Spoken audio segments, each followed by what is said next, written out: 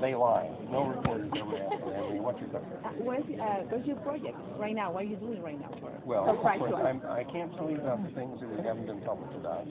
Google is very careful not to say anything about things that we haven't announced publicly. So the one thing I am doing, which is not for Google, is an effort to design a spacecraft that can reach the nearest star in 100 years. I left all that stuff out of my talk here, but I've been working with the Jet Propulsion Laboratory since 1998 on the expansion of the Internet to run across the solar system. Recently, the Defense Advanced Research Projects Agency has let a grant to a group that I'm participating with for the design of the spaceship. And the problem, of course, is getting there in 100 years means getting up to about 2/10 the speed of light. So we have a big propulsion problem to solve. The other problem is after we get there, how do we signal back over a 4 light-year distance? So that's my problem, is the signaling problem. Are you working for the NASA right now? I'm not working for NASA, and this was a DARPA-funded project. The Defense Department funded it. I am working with NASA through the Jet Propulsion Laboratory, but this project is actually being undertaken by a collection of people who had voluntarily been working on this problem for the last decade or so. So this is wonderful to now to have a little bit of formal support.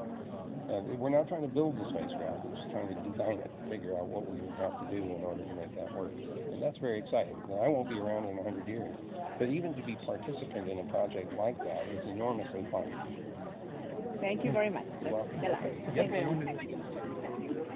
Okay. I'm doing my blog about online internet companies that people start businesses. They don't help a lot of people. And I was wondering if you know anybody I can help with what I'm doing. Well, I'm sure there must be a lot of people. If you have a credit card, you can help them a lot. Thank you. All right. Feel free to send me emails. I will. Thank you. Okay. I'm going to try to... One yes, question, okay, please. Yes.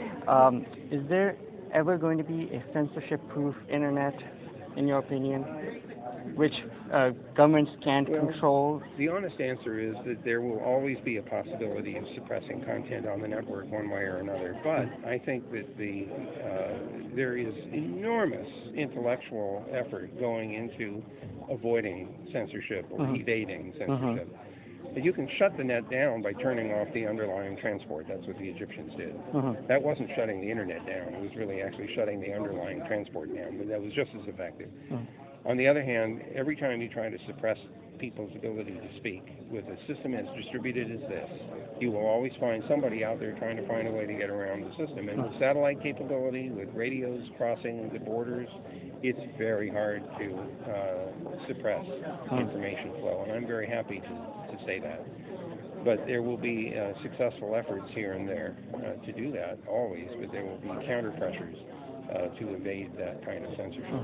Do you see any technologies? I don't think that there's... Well, if we could get not neutrino communication, if we could get quantum communication to work, that would be amazing because you can't stop it. But that's technically not feasible right now. I am worried about one thing, and that is the pressure right now among governments to try to control the internet more. Authoritarian governments are very afraid of freedom of speech, freedom to assemble, freedom to interact. And we're seeing efforts in the international dimension to try to impose more rules and regulations on the internet. Who can connect to whom and under what conditions and what prices and things like that. Or giving countries international power to suppress certain kinds of speech, or to ask other countries to prevent speech in their countries that might be affecting them elsewhere. That's bad and dangerous, and I hope that there will be a lot of pushback to prohibit that. But there is a lot of desire among countries. I think Russia and China are two that have been most vocal about wanting more control of the net. They're advertising the International Telecommunications Union as the avenue through which that should be done, and I resist this. What about ACTA? Yes? What about ACTA? Well, ACTA is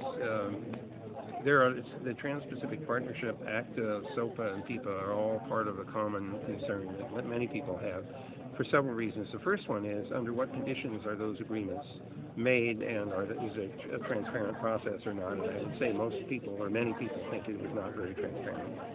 And the terms and conditions for ACTA may actually inhibit a lot of the freedom and openness of the net. Daryl Issa has recently raised that issue with regard to ACTA and is holding hearings on the subject. So I'm actually hoping that there will be some more informed discussion about the terms and conditions, not only of ACTA but TPP and what the implications are.